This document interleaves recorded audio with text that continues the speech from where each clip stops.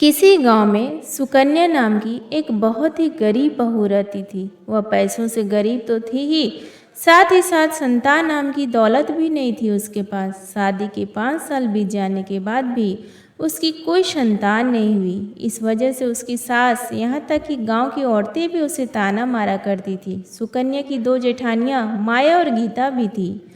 नवरात्र शुरू हो चुके थे। सुकन्या ने भी हर बार की तरह इस बार भी व्रत रखा। अरे ओ बांझ औरत, माता रानी की तस्वीर, ये सारी लाल चुनरिया सब लेकर घर के बाहर चली जा। माता रानी को भी अपवित्र कर दिया तूने।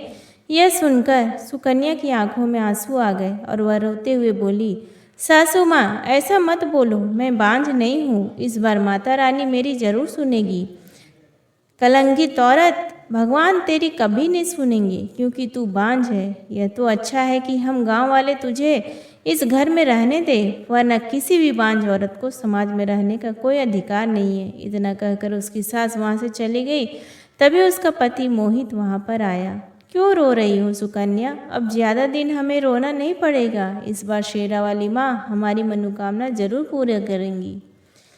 गांव वाले तो मुझे बांझ बांझ कहकर ताना मारते ही थे, अब तो सासू माँ भी मुझे बांझ बुलाने लगी है। चिंता मत करो सुकन्या, माता रानी सब ठीक कर देंगी। मैं तुम्हारे साथ हूँ, चाहे दुनिया कुछ भी कहे। हम दोनों ने निर्जल व्रत रखा है। शेरा वाली माँ इतनी भी निर्दयी नहीं है। इतने में वहाँ पर उसकी जेठानी आ गई। देवर जी, फालतू की उम्मीदें मत पालो, वरना बहुत तकलीफ होगी। तुम्हारी औरत बांझ है। बांझ भाभी, हम दोनों माँ बाप बन पाए या ना बन पाए, लेकिन इस वजह से मैं सुकन्या को तो नहीं छोड़ सकता ना। सुकन्या की बड़ी जेठानी माया गुस्से में वहां से चली गई। इस बांझ को मैं अपने घर में तो क्या, इस गांव में भी नहीं रहने दूंगी। हाँ, ऐसे ही दिन बीतते गए। जब भी सुकन्या पूजा करने जाती, कभी उसकी दोनों जेठानियाँ तो कभी उसकी सास उसे ताना मारकर चली जाती। ऐसे ही 9 दिन बीत गए। 9वीं वाले दिन गांव में सभी लोग कन्या भोज करा रहे थे। सुकन्या, तुम जाकर कन्याओं को बुला कर लाओ, तब तक मैं सारे इंतजाम कर लेता हूँ। ठीक है, मैं जल्दी से कन्याओं को बुला कर ले आती हूँ। सुकन्या गांव में कन्याओं को ढूंढते ढूंढते किसी के घर पहुंच गई। दीदी, अपनी बिटिया को भेज दो ना हमारे पास, हम कन्या भोज शुरू ही करने वाले हैं। इतने में वो औरत गुस्से से खड़ी हो गई। बांझ औरत, हट जा मेरे सामने से। 9वीं वाले दिन अपना चेहरा मत दिखा मुझे। सुकन्या उनके सामने रोती गिड़गिड़ा रही थी, लेकिन उस औरत ने अपनी बेटी सुकन्या के साथ नहीं भेजी। ऐसे ही रोते गिड़गिड़ाते कई घरों में गई, लेकिन किसी ने भी अपनी कन्या उसके घर नहीं भेजी। वह रोते हुए अपने घर की तरफ आ रही थी, तभी उसकी जेठानी हाथों में पूजा की थाली लिए सामने से आ रही थी और उससे टकरा गई, जिससे उसकी पूजा की थाली उसके ऊपर से गिर गई। यह क्या किया कलंकिनी औरत?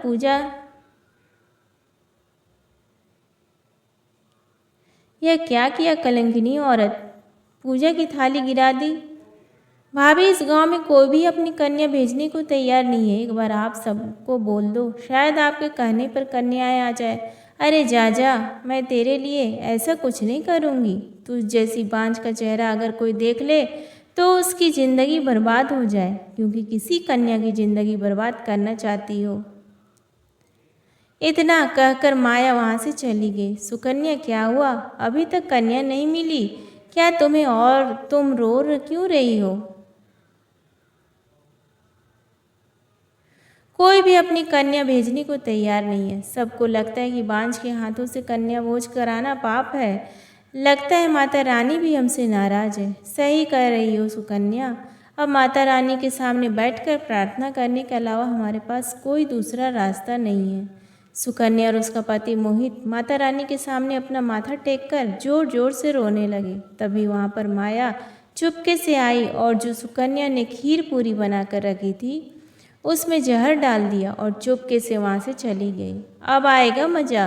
अब अगर धोखे से कोई कन्या आ भी गई तो वह सब देवरानी की खीर पूरी खाकर मर जाएंगी। फिर गांव वाले इसे हमेशा के लिए बाहर निकाल देंगे। मोहित और सुकन्या माता रानी के सामने रो रहे थे। तभी वहाँ पर 9 कन्याएं आ गई। अरे आप रो क्यों रही हो माता? हम लोग कब से भूखे हैं, हमें कन्या भोज नहीं कराओगी?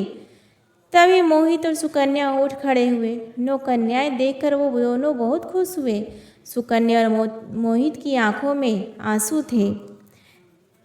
देखिए, माता रानी ने हमारी सुन ली, कन्याएं खुद चल कर आ गई। बच्चों, तुम सब कहाँ से आई हो?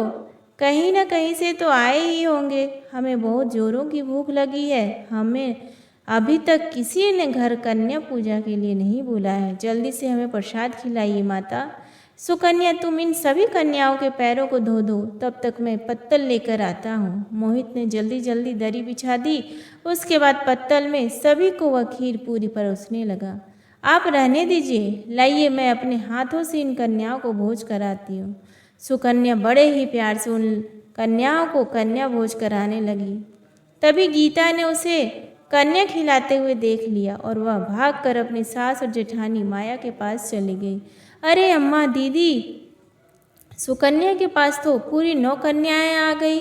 यह बांझ औरत सत्यानाश करके ही रहेगी। हमारा पता नहीं कहाँ से कूलनी आ गई।